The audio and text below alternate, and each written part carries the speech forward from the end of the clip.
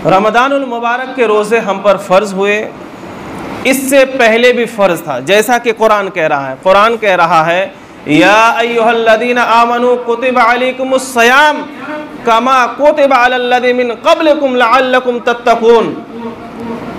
इस आयत मुक़द्दसा में अल्लाह ने रोज़े की हकीकत को, रोज़े के मकसद को, रोज़ों की तारीख़ को बता दिया और रोज़ा किन को रखना है वो भी बता दिया।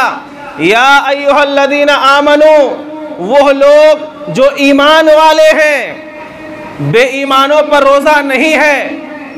जो अहले ईमान है, जो अहले कलमा है, जो अल्लाह उसके रसूल को मानते हैं, उस पर रोज़ा फ़र्ज़ है, फ़र्ज़ किया गया, उससे पहले फ़र्ज़ नहीं था। या अय्युहल्लज़ीना आमनू कुतिबा अलैकुमुस्सियाम, ईमान वालो तुम पर रोज़े फ़र्ज़ किए गए। पता क्या चला, इससे पहले नहीं था, फ़र्ज़ किया गया। कमा कुतिबा अलल्लज़ीना मिन क़ब्लिकुम, ऐसा जैसा कि तुमसे पहलों पर फ़र्ज़ किया गया था। यानी हज़रत आदम की उम्मत पर भी रोज़ा फ़र्ज़ था। हज़रत नूह अलैहिस्सलाम, हज़रत शीस अलैहिस्सलाम, हज़रत यहया अलैहिस्सलाम, हज़रत ज़करिया, हज़रत मूसा, हज़रत हारून, जितने भी अंबिया और रसूल आए, तमाम नबियों पर और उनकी उम्मतियों पर रोज़े फ़र्ज़ थे, लेकिन उनकी नौइयत अलग थी। किसी को जो है 3 रोज़े रखना फ़र्ज़ था हर महीने में, किसी शरीयत में 1 रोज़ा था, किसी शरीयत में कुछ और था। लेकिन उम्मत मुहम्मदिया की शरीयत में, हुजूर की शरीयत में रोज़ों का हुक्म अलग है। कैसा? 1 साल में 12 माह होते हैं, 12 माह में से 1 माह के मुकम्मल रोज़े रखने हैं। फिर फरमाया लअल्लकुम तत्तक़ून, या अल्लाह रोज़े से क्या फ़ायदा है, उससे क्या हासिल है, रोज़ा क्यों रखें? तो रब ने फरमाया लअल्लकुम तत्तक़ून, ताकि तुम मुत्तक़ी बन जाओ, ताकि परहेज़गार बन जाओ, तक़वा शियार बन जाओ, तक़वा वाले बन जाओ, इसलिए तुम पर रोज़े फ़र्ज़ किए गए। पता क्या चला, हम जो ये माह रमज़ान में इंतज़ाम करते हैं, ये इंसराम करते हैं, एहतमाम करते हैं, ये सहरी, ये इफ्तारी, ये मेहमानी, ये मेज़बानी, ये लाना, ये ले जाना, ये नींद में गड़बड़ी, तरावी का एहतमाम, हाफिज़ का एहतमाम, मस्जिद की सजावट का एहतमाम, ये सारी चीज़ें जो हम करते हैं माह रमज़ान के नाम पे, रोज़े के नाम पे, इसका हासिल क्या है? अल्लाह ने एक लफ्ज़ में जवाब दिया है लअल्लकुम तत्तक़ून, ताकि तुम मुत्तकी और परहेज़गार बन जाओ। माह रमज़ान के रोज़े इसलिए है कि बंदा मोमिन को तक़वा हासिल हो जाए, बंदा मोमिन मुत्तकी बन जाए, परहेज़गार बन जाए, इसलिए हमारे ऊपर रोज़े फ़र्ज़ किए गए। हमें अब चाहिए कि माह सयाम के रोज़ों के ज़रिए, क़याम के ज़रिए, सहरी व इफ्तारी के ज़रिए, ज़िक्र व अस्कार के ज़रिए, तिलावत कुरान के ज़रिए कसरत के साथ माह रमज़ान में इबादत करके तक़वा हासिल करे। अगर हम माह रमज़ान में तक़वा हासिल कर लिए, मुत्तकी बन गए, परहेज़गार बन गए, तो फिर माह रमज़ान के फ़ैज़ व बरक़ात से हम माला माल हो गए। माह रमज़ान को जिस मकसद से बनाया गया, पैदा किया गया, उस मकसद में हम कामयाब हो गए। अगर माह रमज़ान में हमने तक़वा हासिल नहीं की, मुत्तकी नहीं बने, परहेज़गार नहीं बने, तो फिर जिस मकसद से अल्लाह ने हमें माह रमज़ान दिया है उसमें हम नाकाम हो गए, उसमें से हम महरूम हो गए। अज़ीज़ान गिरामी, तो याद रखिए माह रमज़ान तक़वा हासिल करने के लिए है। और ये तक़वा क्या है? तक़वा किसको कहते हैं? तो तक़वा के बहुत सारे माना है, लेकिन यहाँ जो मकसद है वो ये है कि हम गुनाहों से बचकर, गुनाहों से बचते बचाते, नेकियों की राहों पर चलते हुए ज़िंदगी गुजारे और दिल में ईमान हो, हुजूर की मोहब्बत हो, अल्लाह का खौफ हो, इसको कहते हैं तक़वा।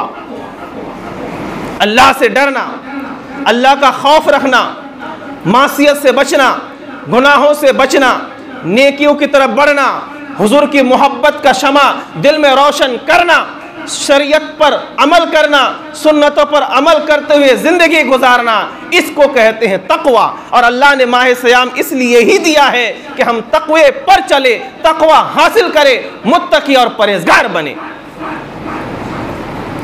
अब माह रमजान की फैज़ व बरकत से कौन माला माल है और कौन बेफैज़ है, नामुराद है, वो हर कोई अपना अपना मुहासबा करे कि देखे मैं गुनाह कर रहा हूँ कि नेकी कर रहा हूँ, मैं अल्लाह की नाफरमानी से बच रहा हूँ और हुजूर की मोहब्बत में जी रहा हूँ कि नहीं। हर कोई अपना मुहासबा करे, वो खुद समझ जाएगा, रिजल्ट सामने आ जाएगा कि वो मुत्तकी और परहेजगार में से है या नहीं है।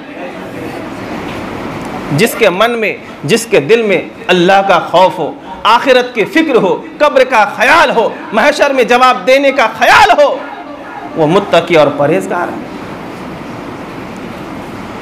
और अल्लाह ताला ने इंसान के अंदर 3 तरह के नफ्स दिए हैं। कितने? 3 तरह के नफ्स। एक नफ्स का नाम है नफ्स अम्मारा। ये वो नफ्स है जो इंसान को गुनाहों पर उभारता है, गुनाहों पर आमादा करता है, गुनाहों की तरगीब देता है, गुनाहों के लिए ताकत देता है, गुनाहों का रास्ता बताता है, गुनाहों की तरफ ले जाता है और गुनाहों में दिली सुकून उसको हासिल होती है, दिली सुकून मिलता है। उसका नाम नफ्स अम्मारा है। अब किसके अंदर कौन सा नफ्स है, उसके लिए मशीन नहीं है, उसके लिए कोई फतवाबाजी नहीं करनी है। हर कोई अपने अपने नफ्स का मुहासबा करे कि मेरे अंदर कौन सा नफ्स है। इसको कहते हैं नफ्स अम्मारा, जो गुनाहों पर उभारे, आमादा करे, गुनाहों का रास्ता बताए और उसी में उसको सुकून मिले। तो समझ जाइए कि उसके अंदर कौन सा नफ्स है, नफ्स अम्मारा। और एक नफ्स है लव्वामा, गुनाह करता है लेकिन मलामत, कोई तो मलामत कर रहा है, अरे यार आज कितना अच्छा मौका था, जुमा का वक्त, मौसम ठंड हो गया, सूरज ने अपनी किरणें बंद कर दी, रोशनी को खींच लिया, मौसम को ठंडा कर लिया, रोज़ा रख लेना था। तूने काम की वजह से, दुनिया कमाने की वजह से आज रोज़ा नहीं रखा, रख लेना था। गुनाह किया लेकिन कोई उसे टोक रहा है, कोई उसे जो है झंझोर रहा है, कोई उसे जगा रहा है कि रख लेना था। फिर बंदा कोई गुनाह करता है, फिर गुनाह के बाद कोई उससे जो झंझोड़ता है, एहसास गुनाह होने लगता है, गुनाह के ऊपर फिक्रमंद हो जाता है, फिर अल्लाह का खौफ आने लगता है, फिर जवाबदेही का वो एहसास करने लगता है। यानी गुनाह के बाद जब इंसान बेदार हो जाए और गुनाहों का एहसास हो और मलामत करे और शर्मिंदगी महसूस हो, तो समझ जाइए कि उसके अंदर जो नफ्स है वो नफ्स लव्वामा है। और एक नफ्स है, उसका नाम है नफ्स मुतमइन्ना। जब बंदा गुनाह करता है, बेकरार हो जाता है, वो जो है लर्जा बरंदाम हो जाता है, शर्मिंदा हो जाता है, नादिम हो जाता है, बेकरार हो जाता है कि मैंने क्या कर लिया, मुझे नमाज नहीं छोड़नी थी, मुझे ज़कात देना था, मुझे रोज़ा रखना था, मुझे तरावी पढ़नी थी, सहरी में इंतज़ाम करना था, इफ्तारी का एहतमाम करना था, बड़ों की इज्जत करनी थी, छोटों से प्यार करना था, वालिदैन की खिदमत करना था, मस्जिदों में जाना था, इस्लामी लिबास पहनना था, यह गुनाह से बचना था, वो गुनाह में बचना था। और वो गुनाह करने के बाद लर्जा बरंदाम हो जाता है, बदन में कपकपी आ जाती है, और जब वो नेकियां करता है दिल को सुकून मिलता है, दिल को करार आता है, और उसके अंदर कोई उसको गुनाहों से बचाता है, नेकियों की तरफ लेके जाता है। फजर में तूने 1 पारा पढ़ा, चल जोहर में भी थोड़ा पढ़ ले, जोहर में पढ़ा, फिर शाम को कोई और कहता है और थोड़े पढ़ ले। उसने इशराक पढ़ा तो चाश्त पर उभारता है, उसने फजर पढ़ा तो तरावी के लिए उभारता है, उसने जो है 1000 मरतबा दुरूद पढ़ा तो 11000 मरतबा पढ़ने के लिए कोई उभारता है। अगर वह वालिदैन को एक बार वालिदैन दिन की ज़ियारत की तो दूसरी मर्तबा के लिए उसके अंदर कोई उभारता है, यानी उसके अंदर कोई नेकियों की तरगीब देता है, नेकियों की ताकीद करता है, नेकियों पर उभारता है, गुनाहों से बचाता है, तो समझ जाइए उसके अंदर नफ्स मुतमइन्ना है जो गुनाहों से बेकरार हो जाता है और नेकियों को बाद जो है मुतमइन हासिल कर लेता है, सुकून मयसर आ जाता है। उस नफ्स का नाम नफ्स मुतमइन्ना है। ये 3 तरह के नफ्स है। अब हर कोई अपना अपना मुहासबा कर ले कि मेरे अंदर कौन सा नफ्स है। किसी आलिम, मुफ्ती, पीर, मुजद्दिद को कुछ बताना नहीं है कि बताओ तुम्हारे दिल में हम हाथ रखते हैं, देखते हैं कौन सा नफ्स है। अल्लाह ने हर किसी को अक्ल दी है, दिल दिया है, खुद महसूस करे कि मेरे अंदर कौन सा नफ्स है। अब अगर नफ्स मुतमइन्ना है तो कुरान ऐलान करता है क्या 30वें पारे में, ऐ नफ्स मुतमइन्ना वालों मेरे बंदों में शामिल हो और मेरी जन्नत में दाखिल हो जाओ। अल्लाह कह रहा है नफ्स मुतमइन्ना वाले मेरे बंदे हैं और उनका ठिकाना जन्नत है। और नफ्स लव्वामा वाले को चाहिए कि वो फिक्र करे कि उस नफ्स को लव्वामा से मुतमइन्ना की तरफ लेके जाए और उस नफ्स का नाम बदलकर, उसके किरदार बदलकर, उसकी शनाख्त बदलकर मुतमइन्ना बना दे। उसके लिए भी बशारत है, उसका नफ्स अभी जिंदा है, बस उसको तकवा देने की जरूरत है, उसको बेदार करने की जरूरत है। और अगर नफ्स अम्मारा है तो फिर तो उसका ठिकाना कहीं और है। उसे चौकन्ना रहना चाहिए, नफ्स पर ख्याल देना चाहिए, अपने ईमान पर नजरसानी करनी चाहिए, अपनी जो तख्लीक पर नजरसानी करनी चाहिए कि अल्लाह ने मुझे क्यों बनाया है, क्यों पैदा किया है, इस दुनिया में क्यों भेजा है और आखिर क्या है, आए थे कहाँ से, जाना कहाँ है, लाए थे क्या है, लेके क्या जाना है। इन सारी चीज़ों पर और कब्र के अहवाल पर, हश्र के अहवाल पर, जहन्नम के हवाल पर नजर करे, पढ़े, सुने, अल्लाह का खौफ पैदा करे, नहीं तो नफ्स अम्मारा इंसान को जहन्नम में लेके जाने वाला है। लिहाजा हमें अपने अंदर नफ्स मुतमइन्ना पैदा करना है, बेदार करना है, जगाना है। और जिसके अंदर नफ्स मुतमइन्ना होता है वही माह सयाम के, माह क़याम के, माह रमज़ान के फैज़ बरक़ात से माला माल होता है। आप हजरात कौन सा नफ्स चाहते हैं, कौन सा नफ्स चाहते हैं? नहीं पता? मुतमइन्ना चाहते हैं ना? तो नफ्स मुतमइन्ना ऐसे हासिल नहीं होता है, तैयार करना पड़ता है, बनाना पड़ता है, उसमें सजावट पैदा करनी पड़ती है, तब जाके नफ्स मुतमइन्ना हासिल होता है। और नफ्स मुतमइन्ना को मुकम्मल करने के लिए, उसमें ताकत पैदा करने के लिए, उसको खूबसूरत बनाने के लिए अल्लाह ने हमें माह सयाम दिया है, माह क़याम दिया है, माह रमज़ान दिया है, ताकि अपने अंदर तक़वा पैदा करो। जिसके अंदर तक़वा है वही नफ्स मुतमइन्ना वाला है, जो नफ्स मुतमइन्ना वाला है वही तक़वा वाला है। अल्लाह ने कुरान में इरशाद फरमाया, अला बिज़िक्रिल्लाह तत्मइन्नुल क़ुलूब, अल्लाह का जिक्र करने से दिल को सुकून मिलता है। कौन कह रहा है? बोलिए। अल्लाह कह रहा है। लेकिन सच बताइएगा, आप और हम मस्जिद में हैं, हम ऐलान करते हैं या कहीं से ऐलान होता है आज फला जगह इज्तिमा है, आज हल्क़े दुरूद है, आज क़याम है, ये है वो है, आज जुमा है, ईद है, फला वजीफ़ा करना, ये करना है, वो करना है। कितने लोगों को मज़ा आता है। अभी कल ही मगरिब में, हर जुमेरात को बाद नमाज मगरिब हम लोग हल्क़े दुरूद का एहतमाम करते हैं मस्जिद में। तो मगरिब बाद तो होता ही है, जो लोग नमाज में आते हैं उनको पता है। तो कल मगरिब में भी ऐलान हुआ, तो लगभग 2 सफ़ के आसपास थे, लेकिन उसमें 80% बच्चे थे, बाकी लोग कहाँ गए? 5-7 मिनट का वो खेल रहता है सिर्फ। हमें करार नहीं है दुरूद पढ़ने में, तिलावत करने में, तर्जमा सुनने में, इज्तिमा में बैठने में, मुसाफा करने में, दुआ व सलाम में, अच्छी जगहों पर अच्छों की सोहबत में मज़ा नहीं आता है, नमाज में मज़ा नहीं आता है, इबादत में मज़ा नहीं आता है। क्यों?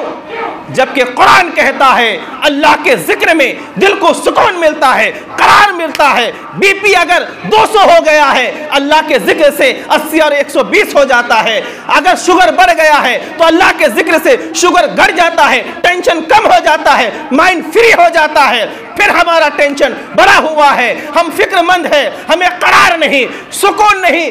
क्यों? क्या कुरान का ऐलान गलत है? क्या फरमान इलाही गलत है? फिर अगर हमें पैसा मिल गया, अगर हमें ये मिल गया, रास्ते में चलते चलते एक बंडल 2-2 हज़ार के इतना मोटा बंडल, अगर बीपी उसका 222 था और 325, डायरेक्ट 80 और 120 पे आ जाता है। हाँ जी, शुगर कितना बड़ा हाई फाई हो, चक्कर आ रहा हो, नोट अगर देख लिया, अचानक में लॉटरी लग गई, खजाना मिल गया, बाप दादा का पुराना प्रॉपर्टी में से हिस्सा मिल गया, तो आदमी एकदम टकाटक हो जाता है, सुकून आ जाता है, करार आ जाता है, वाह मजा आ गया। सही बात है। हमें दौलत मिलने पर सुकून मिलता है, रब कहता है इबादत पर सुकून मिलता है। हमारा ये हाल है, जहां माल वहां हमारा जाल, जहां माल नहीं वहां कोई किलो काल नहीं। फिर रब का फरमान और ये हमारे सामने सच सामने मौजूद है, हम किसको माने? कुरान को माने या फिर जो हो रहा है वो माने? हमें तो कोई ऐसा बंदा नहीं मिल रहा है जो कह रहा हजरत काम धाम जाने दो, हमें तरावी में मज़ा आ रहा है, हजरत हमें नींद जाने दो, फजर की नमाज में मज़ा आ रहा है, हजरत ऐसा है, हमें तो इबादत में मज़ा आ रहा है। हम देख रहे हैं जहाँ गप्पा शप्पा हो, ज़ौक़ से बैठते हैं, शौक़ से बैठते हैं, बुराई हो, गिबत की महफिल हो, चुगली हो, इसकी उसकी पर्दापोशी करने के बजाय उसकी जो है उसको नंगा करना हो, ऐसे में बोलना मज़ा आता है। सुबहान अल्लाह कहने में मज़ा नहीं आ रहा है, अल्हम्दुलिल्लाह कहने में मज़ा नहीं आ रहा है, मस्जिद में टाइम थोड़ा ज़्यादा हो गया तो मज़ा नहीं आ रहा है, क़िरात लंबी हो गई, दुआ लंबी हो गई, सलाम लंबा हो गया, तरावी में क़याम लंबा हो गया, तो हजरत आज बहुत टाइम हो गया। क्यों? क्योंकि मज़ा नहीं आ रहा है, सुकून नहीं मिल रहा है। और जिसको सुकून मिलता है तो उसको नींद भी आती है, उसको करार भी आता है, चैन भी आता है, उसको जो है मज़ा आ जाता है। आखिर वजह क्या है? रब कह रहा है इबादत में मज़ा, रब कह रहा है मेरे जिक्र में मज़ा, बंदगी में मज़ा, अल्लाह की याद में मज़ा, और हमको मज़ा कहीं और आ रहा है। इसकी वजह क्या है? तो इसकी वजह साफ है, हमारे अंदर जो दिल है वो दिल कुछ और है। जिस दिल की बात रब कर रहा है उसका नाम लतीफ़ा रब्बानी है, जिसको लतीफ़ा रब्बानी हासिल है। जब इबादत की बात आती है तो उसे मज़ा आता है, और जिसका दिल सिर्फ दिल है, इतना सा दिल है, मुट्ठी भर दिल है, ये दिल है तो उसको मज़ा नहीं आता है। इंसानों, रब चाहता है कि ये जो रब ने दिल दिया है इस दिल को कन्वर्ट करो लतीफ़ा रब्बानी में। जब ये दिल लतीफ़ा रब्बानी बन जाता है तो अल्लाह के जिक्र में मज़ा भी आता है, सुरूर भी आता है। उस दिल की बात रब कर रहा है, जो दिल वहां होता है जहां नफ्से मुतमइन्ना होता है। वो दिल हर जगह नहीं रहता है। हमारे पास जो दिल है ना, वो दो तरह के दिल। एक दिल ऐसा जिसका हम इलाज करते हैं, जिसके लिए हम दवाइयाँ खाते हैं, जिसका जो है पैवंदकारी करते हैं। इस दिल को करार दुनिया की मोहब्बत में, दुनिया के मालो मता में आता है। और लतीफ़ा रब्बानी जो उस दिल के अंदर भी एक दिल है, उसको मज़ा अल्लाह की इबादत में आता है। और वो दिल किसको हासिल होता है? जिसको नफ्स मुतमइन्ना हासिल होता है। तो ये है वजह हमको इबादत में मज़ा ना आने की, बंदगी में मज़ा ना आने की, कि हमें अल्लाह ने माह सयाम अता फरमाया, हम इस महीने की कदर करें, इबादत करें, तक़वा हासिल करें, और फिर तक़वा के बाद हमें नफ्स मुतमइन्ना हासिल हो जाएगा। नफ्स मुतमइन्ना हासिल हो गया मतलब हमें लतीफ़ा रब्बानी हासिल हो गया, और वही वो लतीफ़ा रब्बानी है जिसमें इल्हाम नाजिल होता है, अल्लाह का हुक्म नाजिल होता है, अल्लाह क्या चाहता है वो उस दिल को एहसास होता है जिस दिल का नाम लतीफ़ा रब्बानी है। और हुजूर के उसी दिल पर वही नाजिल होती थी। वो दिल आईना है, और ये जो दिल है ये तो गोश्त का लुथड़ा है। इस दिल के अंदर उस दिल को हमें पैदा करना है। रब ने जो दिल देना था वो दे दिया, अब उस दिल के अंदर जो दिल पैदा करना है उसका नाम लतीफ़ा रब्बानी है या लतीफ़ा क़ल्बी है। फिर उसको पैदा करना हमारी जिम्मेदारी है, उसको चाको चौबंद करना हमारी जिम्मेदारी है, उसको होशियार करना हमारी जिम्मेदारी है, उसके अंदर नूर पैदा करना, कशिश पैदा करना, उसके अंदर रंग रोगन करना, उसको जो है लाली पाउडर करना, उसकी बनावट करना, उसको सजाना, उसको चमकाना, ये हम सब की जिम्मेदारी है। और ये कब चमकेगा? जब हम इबादत करेंगे, गुनाहों से बचेंगे और नफ्से लव्वामा और नफ्से अम्मारा को हटाकर अपने अंदर नफ्से मुतमइन्ना पैदा करेंगे। अज़ीज़ान गिरामी, ये महीना तक़वा पाने का है, तक़वा हासिल करने का है। अगर हमसे तक़वा नहीं हो रहा है तो फिर हमें अपने ईमान पर नज़र सानी करनी है। कहीं मेरा ईमान तो गड़बड़ नहीं हुआ है, मेरा अकीदा तो नहीं बिगड़ा है, कि ईमान तो मुतज़लज़ल नहीं हुआ है, कि ईमान की रोशनी तो कम नहीं हुई है, कि ईमान फ्यूज़ तो नहीं हो गया है। अगर हम नज़र सानी करेंगे तो हमें कमी और वजह नज़र ज़रूर आएगी, वरना फिर हम ऐसी हज़ार माह रमज़ान पाएंगे लेकिन बाफ़ैज़ नहीं हो पाएंगे। बहरहाल वक्त हो गया है। आप हज़रात से मेरी यही गुजारिश है कि माह सयाम के जो भी चंद दिन बचे हैं लापरवाही ना बरतें। आने वाला रमज़ान मयस्सर होगा कि नहीं, किस हाल में होगा पता नहीं, किस कैफियत में होगा पता नहीं। पिछले साल कितने हमारे अहबाब थे जो इस साल हमारे बीच नहीं हैं, कितने अहबाब थे जो पिछले साल नमाज को आते थे लेकिन इस बार नहीं आ रहे हैं, या तो तबीयत साथ नहीं दे रही है या मलिकुल मौत साथ नहीं दिए हैं। आने वाला साल हमारे लिए कैसा होगा पता नहीं, नमाज पढ़ पाते कि नहीं, ज़िंदगी रहती कि नहीं, तबीयत साथ देती कि नहीं, क़याम कर पाते कि नहीं, सहरी व इफ्तारी में उठ पाते कि नहीं, पता नहीं।